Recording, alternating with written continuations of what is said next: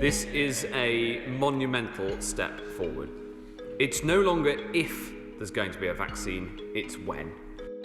The UK is the first country in the world to have given the go-ahead for this vaccine. 800,000 doses are expected to arrive in UK distribution warehouses from Belgium by this weekend. That will then scale up to the 40 million doses the UK has bought, enough for 20 million people.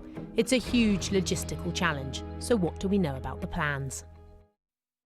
Today we learnt more about how the vaccine is stored and transported, the so-called cold chain process. It's kept in ultra-low freezer units at -70 degrees and can be stored here for up to 6 months. But it'll be transported in what Pfizer called thermal shippers, essentially pizza boxes packed with dry ice. Each tray inside can hold up to 1,000 vaccines, with 5 trays in each shipper. These will be tracked from Belgium into the UK using GPS-enabled temperature sensors to ensure the low temperatures. But crucially, Pfizer says the vaccine can be stored at a normal fridge temperature of 2 to 8 degrees for up to 5 days, making it easier for the NHS to administer. Although we are the first health service in the world to be able to get vaccinating, supplies from the manufacturer are phased. So the initial tranche in December is going to enable us to get started, but the bulk of this vaccination programme, either through this vaccine or hopefully others as well that will join it, will take place in the period January through to March or April for the at-risk population. The JCVI, the Joint Committee on Vaccination and Immunisation, said today the best option is to target people most at risk of morbidity and mortality. From next week in England, 50 so-called hospital hubs will start the process. Scotland will begin with health and care staff from Tuesday. In England, although over 80s and care home staff will be prioritised, it's understood at first that will only be those going into hospital for an outpatient appointment. For now, this vaccine won't be going straight into care homes, even though care home regulators and staff are at the very top of the priority list for vaccination. That's because the regulator hasn't yet approved splitting up the contents of those trays that hold 975 doses into smaller, more manageable numbers. As soon as it is legally and technically possible to get the vaccine into care homes, we will do so. But, you know, this is a complex product with a very fragile cold chain. It's not a yoghurt that can be taken out of the fridge and put back in multiple times. It's really tricky to handle. With more than 400,000 people living in UK care homes and hit so hard in the pandemic, it's not what they wanted to hear. We've been working on the expectation that homes would be getting the tests and care home residents and care home staff would be getting the vaccine as soon as those are available. That's been the working assumption since the publication of the JCVI priority list back in September. So it's pretty disappointing to hear today that the plan for rollout doesn't actually enable that to happen. When it comes to rollout, GPs are to be the next step in what's likely to be the biggest vaccination programme ever. They'll start operating local centres across England, inviting in at-risk patients for a jab, then a booster 3 weeks later. Those over 80 and frontline health and social care staff are second on the priority list. For practices like ours, we're used to doing it. We're doing it at the moment with flu vaccination, so it's not a big problem, except to do with fridges and temperatures. That's an issue. But we think we can get around that without too much problem. We are already talking in our area, so this is the East End of London, 400,000 population, probably having one main centre where we vaccinate from the general practice perspective. None of this is mandatory. To reach immunity, people will need to want to take up the offer. The European Medicines Agency appeared to criticise its British counterpart today, saying it won't authorise Pfizer's vaccine until it's got more evidence and done more checks. Being first isn't always a good sell. When it comes to medicines where people quite naturally have concerns about potential safety issues, that's not always a good thing. So I think the government's going to, and the medical authorities are going to have to work very hard to make sure that the public is reassured around the safety and efficacy of this drug.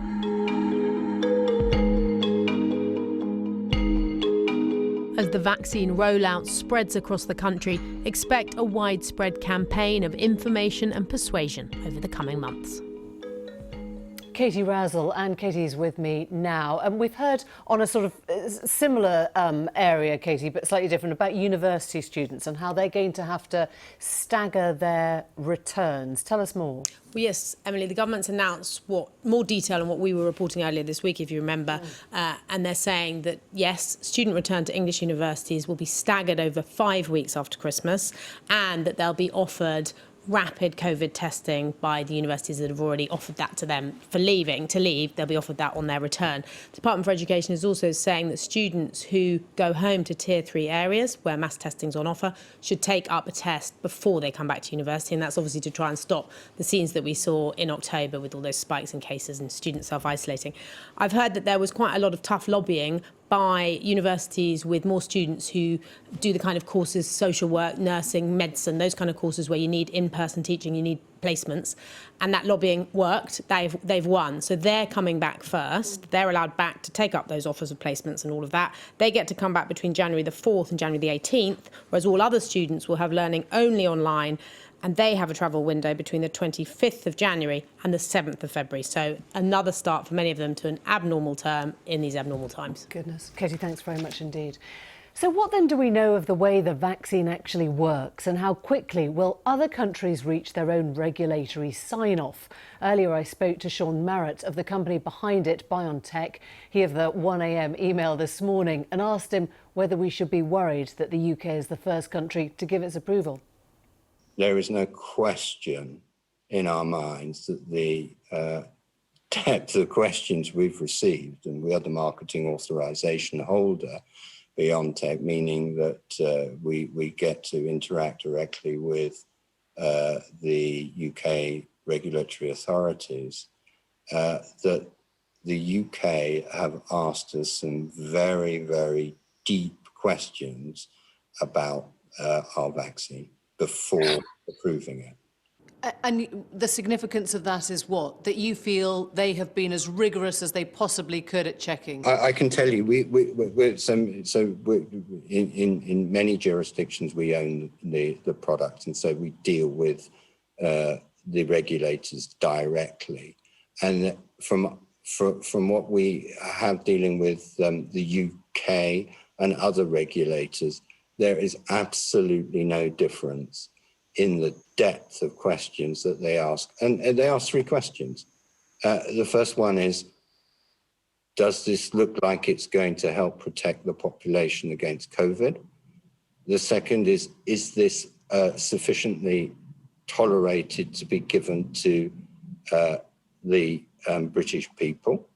And the third is, does this company, or in this case, does this company with its partner, manufacture this product to the highest quality consistency each time? And those are the questions we've had to answer highly scientifically and in a rigorous manner. You're a German company and you're speaking to us from Germany. What's been the reaction there in Germany that actually the UK will get this first? I think that if you look at the expectations around regulatory approval, in Europe we expect that this month, if all goes well. In the United States we expect that this month. So I think in terms of a couple of weeks here and there, I don't really think that makes a difference. However, where it does make a difference is that, of course, the UK can go ahead now as the first country to start vaccinating its population.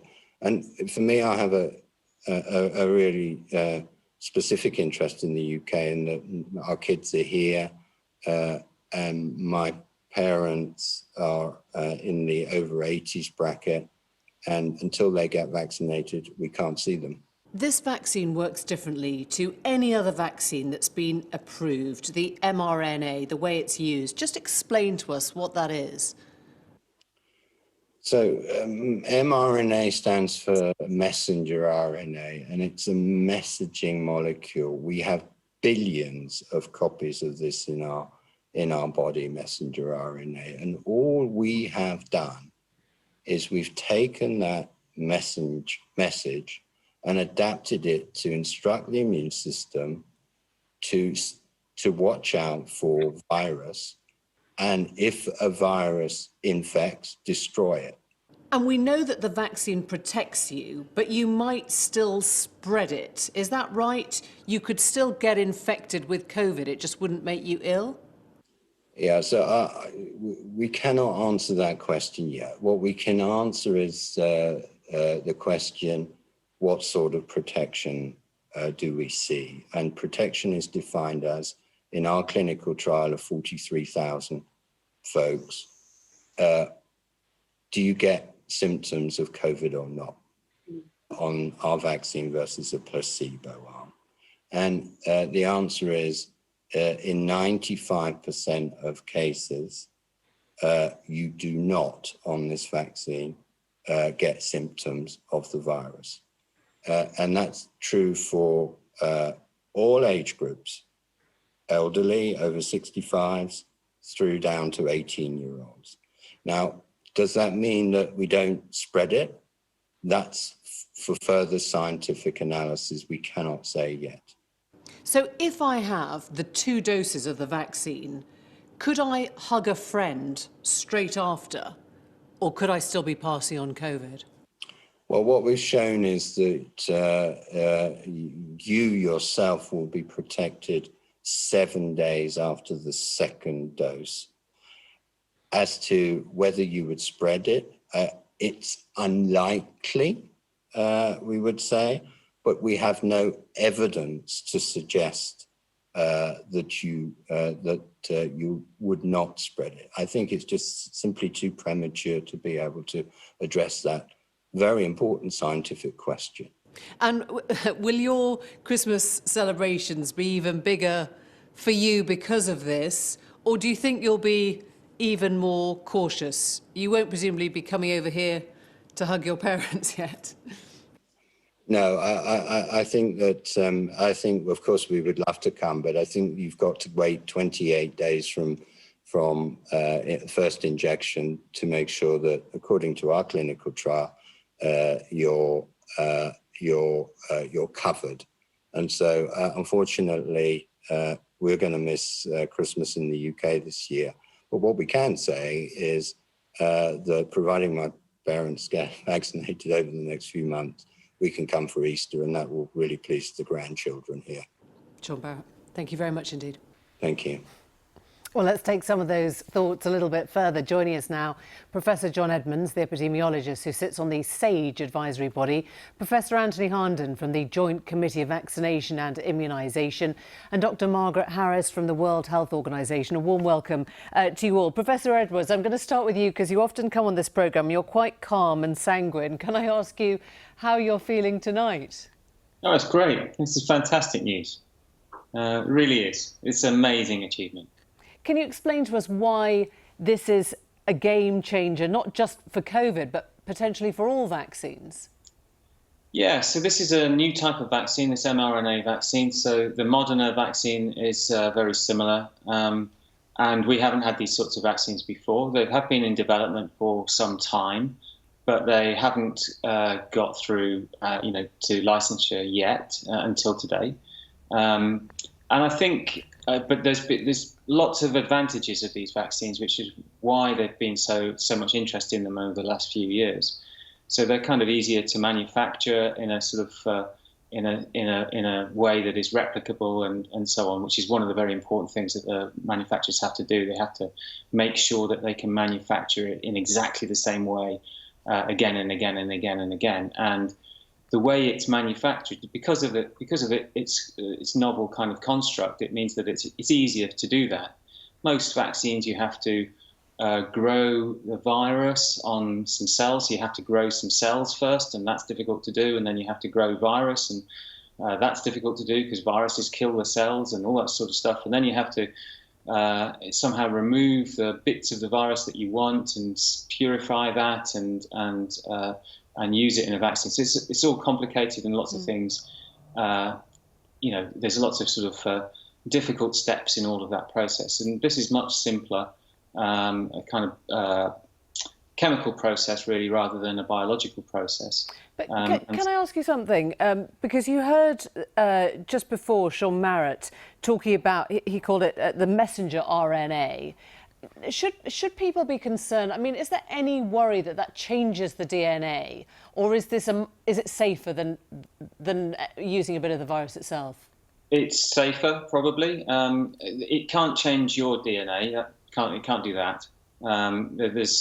You can't go from RNA back to DNA. There's only a few viruses that can do that. Every other living organism can only go from DNA to RNA. Yeah. And so there's no way that it can change your DNA. There is just no mechanism for any living organism to do that.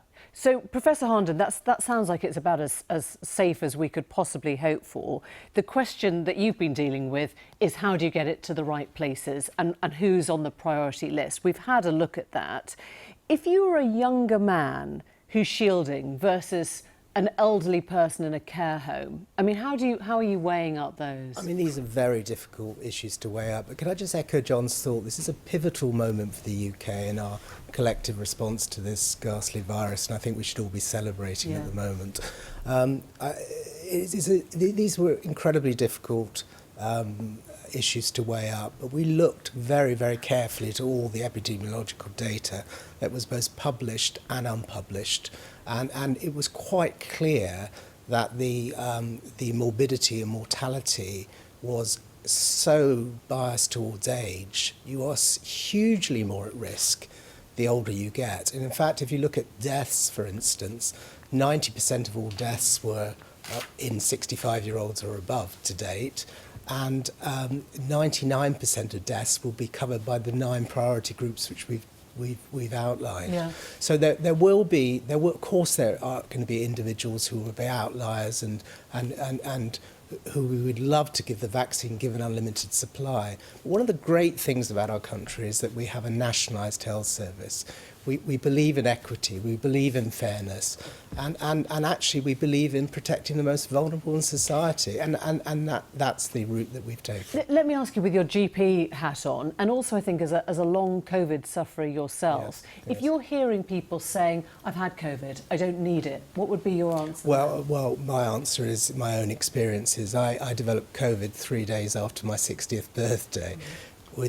With complications, and I've still got lingering effects to date, and quite surprisingly 9 months later I'm still not well. So my message without any shadow of a doubt is to get that vaccine. I have 2 elderly parents, one of which is very disabled, both over the age of 80. Yeah. My father phoned me up the other day, should I get the vaccine? Of course you should get the vaccine, Dad. It's safe, it's effective, and it's going to be a game changer.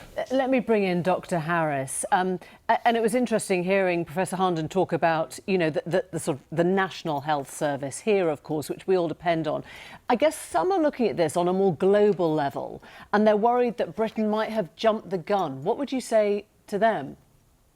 I would say that we are confident that the British authorities have looked fully. You've got very good regulatory authorities.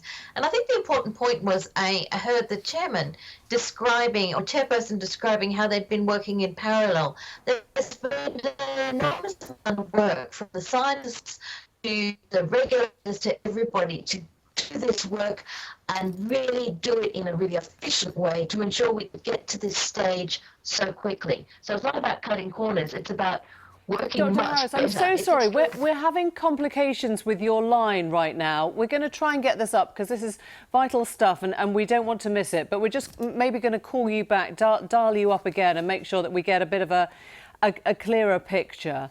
Can I go back to you, Professor Edmunds? And one of the things that we know is that we're going to start with the Pfizer BioNTech. Hopefully we'll get the vaccine from Oxford University, the AstraZeneca 1-2. Now, there's a big disparity in how those are being charged. So the Pfizer one is being charged at sort of proper market rates and the Oxford one isn't. Do you think that is a complication in terms of how it's rolled out? I think it's a bit of a complication, of course, to deliver 2 different vaccines, and that will be difficult, and we'll have to monitor very carefully the effectiveness and safety of both of those vaccines, and indeed the Moderna and others when they come on stream as well. And so we'll have to know, because we'll have to try and, although this has been, this first one, the BioNTech Pfizer one has been approved for use, we still have to monitor it very carefully to make sure that it is genuinely safe and it is genuinely effective. And so we'll have to be able to work out for each person, what vaccines they got and when they got them in order to properly monitor their safety and effectiveness. But we can do that. We have mechanisms to do that here in this country. We've got very good systems, very good electronic health records. So we can do this sort of thing, and we've got lots of experience of doing it. Professor Harnden, we heard the PM say there are immense logistical challenges tonight. Now, in terms of the sort of rollout and how you get it and how it's stored and everything, I mean, a lot has been discussed on that already. What would you expect when it arrives in this country? Are we going to work solidly through Christmas? I mean, would you expect GPs to have their surgeries open and the places, whether it's football stadiums or, garages or village halls or whatever, would those be going right the way through the holidays now? Is that the only way that we get this down? Well, I would hope so. I must say that I'm not involved in the logistics of the delivery of the vaccine. That's NHS England and the devolved nations. But I am involved in the responsibility to delivery for my own primary care practice. And I know that primary care are going to step up to the plate here. I know that if we can get the hold of the vaccine... You're going to be working all the way through the Christmas holidays? We will work whatever we need to make sure that our patients are vaccinated, without any doubt at all. Now the logistic challenges are quite enormous with this particular vaccine, but as John says, there's others that are coming on board. Yeah. And as soon as we in primary care get the green light to go ahead, we will be well organised, we will be well set up, and we will marshal the use of experience of people that experienced mass immunisation programmes. For instance, Emily, we immunise 15 million people a year for the flu. Yeah. Which is a fifth of what we have to do now. Okay, we have to give 2 vaccines for this particular vaccine, but it's possible, it's feasible, and I think I speak on behalf of all my GP colleagues to say we want to embrace this. We want to protect our patients. Yeah. We want to be able to deliver the best system that we can for them. Let me go to Margaret Harris, and I'm sorry about the problems we had earlier. I guess the question that I was trying to ask is the difference between the UK having it before developing countries and how that works. Do you believe it's ethical for pharmaceutical companies who've benefited from taxpayer cash to profit from the life-saving vaccine? Or do you think that in the way that the Oxford vaccine is being rolled out, at cost price, everyone should be giving up their patents at this point and saying this is something global that we need to do for each other? Well, we actually have a mechanism called the COVAX facility, which enables the wealthier countries to, in fact, do that decent, the fair thing to ensure that every country around the world gets it at the same time. So what that involves really is the wealthy countries paying the cost price, but the countries that don't have those resources being supported. So, and the aim of this is to ensure then that everybody will get at the same time. We've allocated 3% to each country, sort of 3% of their population, in order to, again, get it to the most vulnerable very, very quickly. Okay. So, indeed, there are mechanisms, and I believe they will come into action, and we will see this happen, and it's the first time we've ever done it as humanity. It's quite extraordinary. Thank you all very much indeed. Thanks for joining us.